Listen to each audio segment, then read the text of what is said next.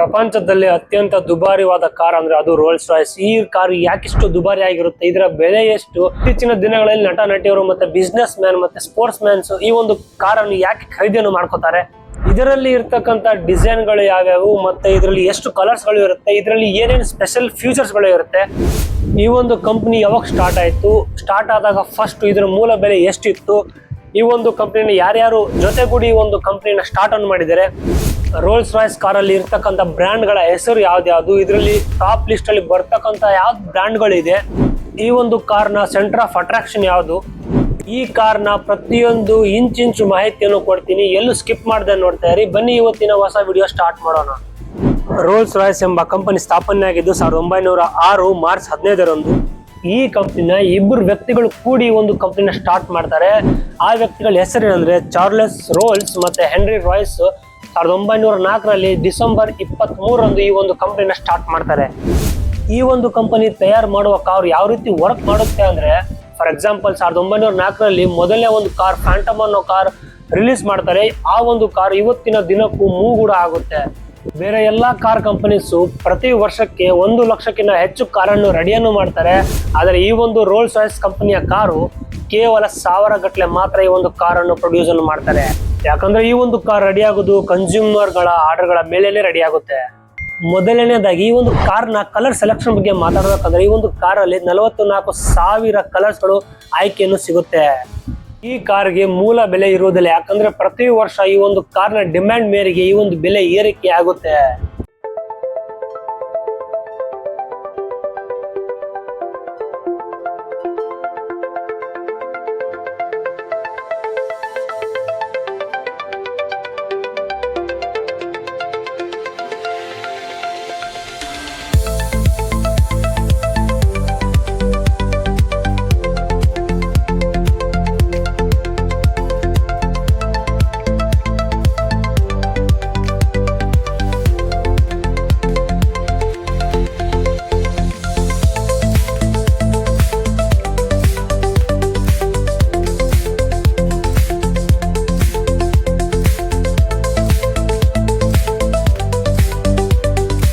ಸ್ನೇಹಿತರೆ, ಈ ಒಂದು ಕಾರ್ ನಮ್ಮ ಕೈ ಸಿಗಬೇಕು ಅಂದ್ರೆ ನಾವು 1 ವರ್ಷ ಕಾಯಲೇಬೇಕು. ಯಾಕಂದ್ರೆ ಅದರಲ್ಲಿ ಡಿಸೈನ್ಸ್ ಆಗಿರ್ಬೋದು, ಲೈನ್ಸ್, ಪ್ರತಿಯೊಂದು ಫೀಚರ್ಸ್ ಕೂಡ ಮನುಷ್ಯರೇ ರೆಡಿಯನ್ನು ಮಾಡ್ತಾರೆ.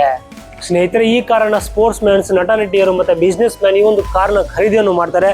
ಈ ಒಂದು ಕಾರ್ ಡಿಮ್ಯಾಂಡ್ ಯಾಕಿದೆ ಅಂದ್ರೆ, ಪ್ರತಿಯೊಂದು ಈ ಒಂದು ಕಾರಲ್ಲಿ ಡಿಸೈನ್ಸ್, ಫೀಚರ್ಸ್ ಎಲ್ಲ ಮನುಷ್ಯರೇ ರೆಡಿಯನ್ನು ಮಾಡಿ ಕೊಡ್ತಾರೆ. ಈ ಕಾರ್ ಯಾಕಿಷ್ಟು ದುಬಾರಿ ಅಂದ್ರೆ, ಈ ಪ್ರತಿಯೊಂದು ಫೀಚರ್ಸ್ ಗಳಾಗಿರ್ಬೋದು ಹ್ಯಾಂಡ್ ಮೇಡ್ ವರ್ಕ್ ಇಂದ ಕೂಡಿರುತ್ತೆ. It is a work of art ಕೂಡ ಅಂತಾನು ಹೇಳ್ಬೋದು. ಈ ಒಂದು ರೋಲ್ಸ್ ರಾಯ್ಸ್ ಕಾರ್ನ ಮೈಲೇಜ್ ಎಷ್ಟಂದ್ರೆ 6 ರಿಂದ 10 km/ಲೀಟರ್ ಅಷ್ಟೇ ಕೊಡುತ್ತೆ.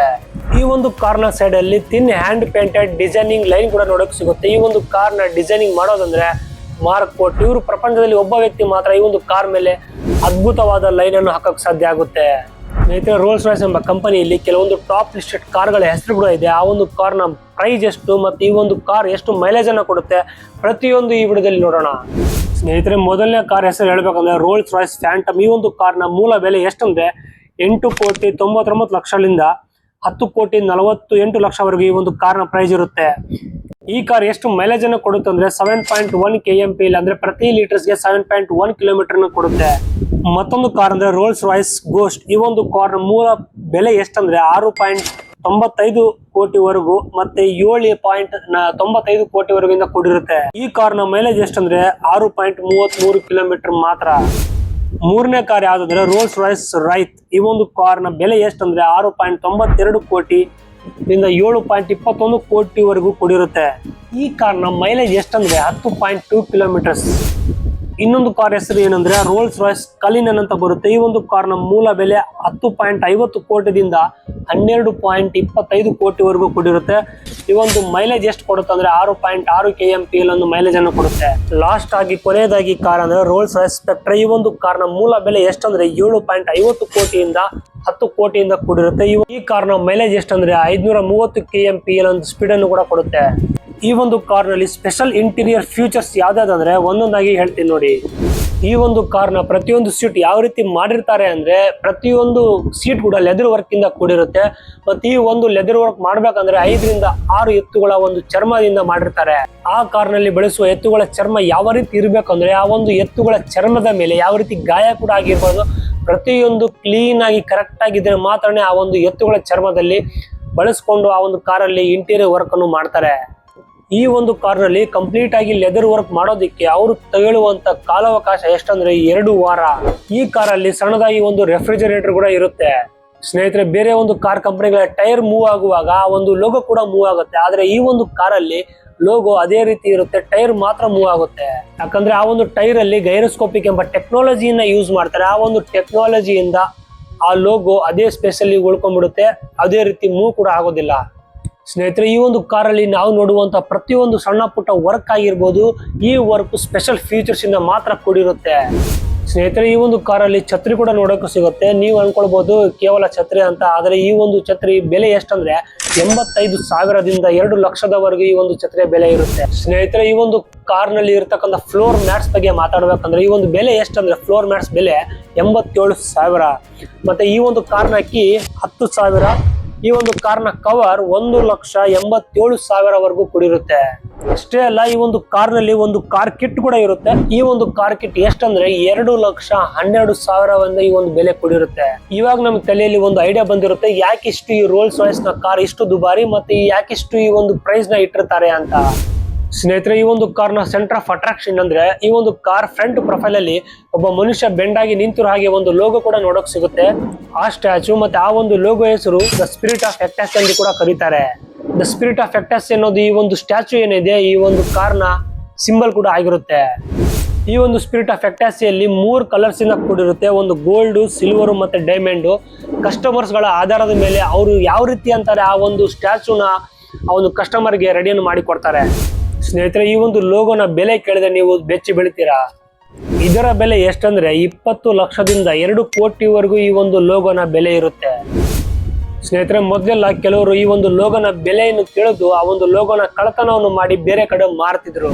ಅದಕ್ಕೆ ರೋಲ್ಸ್ ರಾಯ್ಸ್ ಕಂಪನಿದವರು ಈ ಒಂದು ಸ್ಪೆಷಲ್ ಫೀಚರ್ಸ್ ಅನ್ನು ಆಡ್ ಮಾಡಿದ್ದಾರೆ. ಆ ಫೀಚರ್ಸ್ ಏನಂದ್ರೆ, ಕೆಲವರು ಏನಾದ್ರು ಆ ಒಂದು ಲೋಗೋನ ಟಚ್ ಮಾಡಕ್ ಹೋದ್ರೆ ಆ ಒಂದು ಸೆನ್ಸರ್ ಇಂದ ಆ ಲೋಗೋ ಮತ್ತೆ ಕಾರ್ ಒಳಗಡೆ ಹೋಗ್ಬಿಡುತ್ತೆ.